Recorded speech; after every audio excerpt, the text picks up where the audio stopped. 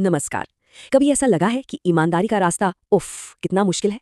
आज हम ईमानदारी का फल कहानी को समझेंगे। और ये सिर्फ एक कहानी नहीं बल्कि ये एक सबक है। ये दिखाती है कि जब मेहनत और सच्चाई का सामना धोखे और लालच से होता है तो जीत के लिए जानते हैं कभी कभी थोड़ी चतुराई भी जरूरी हो जाती है। चलिए इस दिलचस्प सफर को शुरू करते हैं। तो हम इस कहानी की सफर में सबसे पहले देखेंगे कि भूषण का संघर्ष कैसे शुरू होता है, फिर उसकी मेहनत के फल को देखेंगे, उसके साथ हुए धोखे को महसूस करेंगे और आखिर में ये जानेंगे कि कैसे एक चतुर योजना से न्याय की जीत होती है। तो कहानी शुरू होती है भूषण नाम के एक आप कह सकते हैं बहुत ही मेहनती इंसान से। उसके गांव में इतना भयंकर अकाल पड़ता है कि उसे अपना घर-बार सब छोड़ने पर मजबूर होना पड़ता है। अब काम की तलाश में भटकते भटकते वो पहुंचता है विजयपुर गांव और यहीं उसकी किस्मत उसे एक अमीर किसान जगत सेठ के दरवाजे पर ले आती है। जगत सेठ उसे काम तो देता है लेकिन काम बिल्कुल आसान नहीं था। सोचिए जरा, 50 गायें और 50 भैंसें, उनकी पूरी देखभाल, बदले में क्या मिला? 2 वक्त का खाना और गौशाला में सोने के लिए कोना। ये एक बहुत कठिन सौदा था, लेकिन उस वक्त बेबस भूषण के लिए यही उम्मीद की एक किरण थी। और इस जी तोड़ मेहनत के बदले उसकी तनख्वाह तय होती है महीने के सिर्फ 200 रुपए। ये रकम भले आज बहुत छोटी लगे है ना, पर यही वो पहली ईंट थी जिस पर भूषण अपनी मेहनत और ईमानदारी की पूरी इमारत खड़ी करने वाला था। खैर, भूषण ने कोई शिकायत नहीं की। वो बस दिन रात अपने काम में डूबा रहा। और कहते हैं ना, सच्ची लगन और मेहनत कभी छिपती नहीं है। उसका असर जल्द ही दिखने लगा और ये जगत सेठ की पारखी नजरों से बच नहीं सका।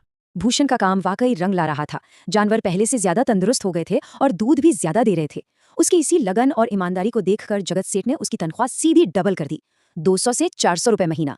ये उसकी मेहनत का कह सकते हैं पहला बड़ा इनाम था। अब साल गुजरते गए। भूषण अपनी हर जरूरत को मारकर एक एक रुपया जोड़ता रहा और कई सालों की इस कड़ी तपस्या के बाद जानते हैं उसने कितने जमा कर लिए? पूरे 5,800 रुपए। ये रकम सिर्फ पैसे नहीं थी, ये उसका पसीना था, उसका त्याग था और उसके सपने थे।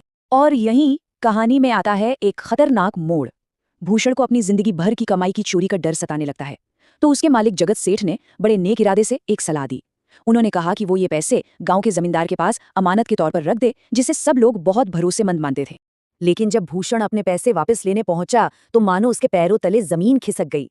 जमींदार की नीयत पूरी तरह बदल चुकी थी। वो तो भूषण को पहचानने तक से इनकार कर देता है और ऐसे कागजात मांगता है जो कभी बने ही नहीं थे। ये तो भरोसे का खून था, एक सरासर धोखा।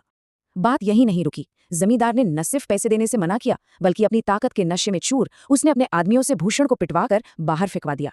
सोचिए, एक असहाय इंसान के साथ किया गया ये कितना क्रूर अन्याय था। जब जगत सेठ को ये सब पता चला तो उसे अपनी सलाह पर बहुत पछतावा हुआ। उसे लगा कि इस अन्याय का जिम्मेदार कहीं न कहीं वो भी है। वो घायल भूषण को ढूंढता है और कसम खाता है कि वो उसके पैसे वापस दिलवा कर रहेगा। इसके लिए वो जमींदार के सबसे बड़े हथियार यानी उसके लालच को ही उसके खिलाफ इस्तेमाल